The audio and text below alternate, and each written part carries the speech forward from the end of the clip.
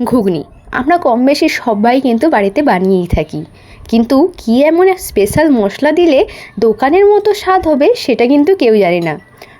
নমস্কার বন্ধুরা, নতুন একটা রেসিপিতে আপনাদের স্বাগত জানাই।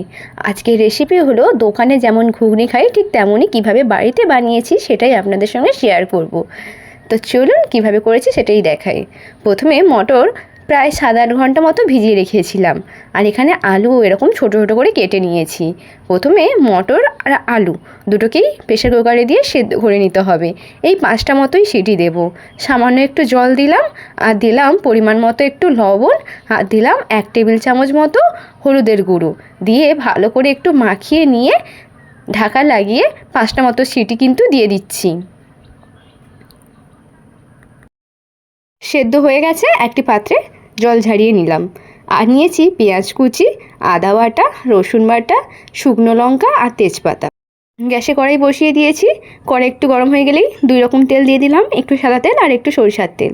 দেওয়ার পর দিয়ে দিলাম চিনি। চিনি একটু গরম হয়ে গেলেই দিয়ে দিচ্ছি শুকনো লঙ্কা আর তেজপাতা। একটু নাড়িয়ে চাড়িয়ে দিয়ে দিলাম গোটা জিরে। জিরে দিলে একটা আলাদা স্মেল আসে। তারপরে দিয়ে দিলাম পেঁয়াজ কুচি। পেঁয়াজটাকে একটু ভালো করে ভেজে নিতে হবে, একটু লাল লাল করে ভেজে নিতে হবে। আপনারা চাইলে এখানে গোটা গরম মশলাও থেতো করে দিতে পারেন, কিন্তু মটর আলুর ঘুগনিটা আজকের আমি একদম ঘরোয়াভাবে আর সামান্য কয়েকটি উপকরণ দিয়ে দেখাচ্ছি, যেটি হবে দোকানের মতো টেস্ট। তারপরে দিয়ে দিলাম রসুন বাটা আর আদা বাটা। দেওয়ার পর ভালো করে একটু মিক্স করে নিতে হবে। দিয়ে দিলাম 2 টেবিল চামচের মতো হলুদের গুঁড়ো। দেওয়ার পর একটু ভালো করে নাড়িয়ে চাড়িয়ে সামান্য একটু জল দিয়ে দিলাম, যাতে নিচে লেগে না যায়। তারপরে এর মধ্যে দিয়ে দিলাম স্বাদ অনুযায়ী লবণ, আর দিলাম 2 টেবিল চামচ মতো লঙ্কার গুঁড়ো। দেওয়ার পর ভালো করে একটু মিক্স করে নিচ্ছি। যতক্ষণ না মশলা থেকে তেল বেরোচ্ছে ততক্ষণ কিন্তু ভালো করে কষাতে হবে। এর মধ্যে আপনারা চাইলে টমেটোর পেস্টও অ্যাড করতে পারেন। তারপরে এখন তেল ছেড়ে গেছে, আগে থেকে সেদ্ধ করে রাখা মটর আলু এর মধ্যে দিয়ে দিচ্ছি। দেওয়ার পর ভালো করে একটু নাড়াতে হবে।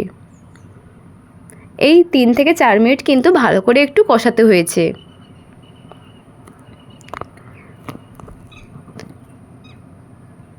দেখুন অনেকটাই কিন্তু কষানো হয়ে গেছে। এবারে দেবো স্পেশাল মশলা। প্রথমে দিলাম মিট মশলা, তারপরে দিলাম গরম মশলা, তারপরে দিলাম ভাজা মশলা।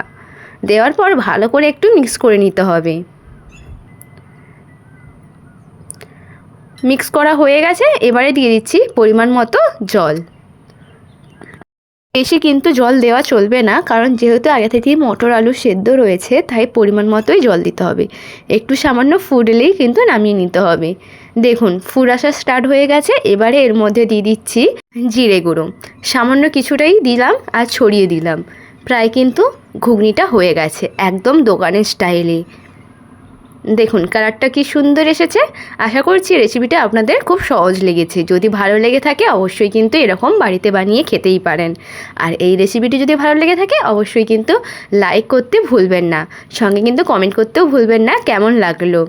এরকম যদি ইউনিক রেসিপি পেতে চান তাহলে অবশ্যই কিন্তু সাবস্ক্রাইব করে পাশে থাকারও অনুরোধ রইল। দেখা হবে নতুন রেসিপি নিয়ে। সবাই ভালো থাকবেন, সুস্থ থাকবেন। ধন্যবাদ।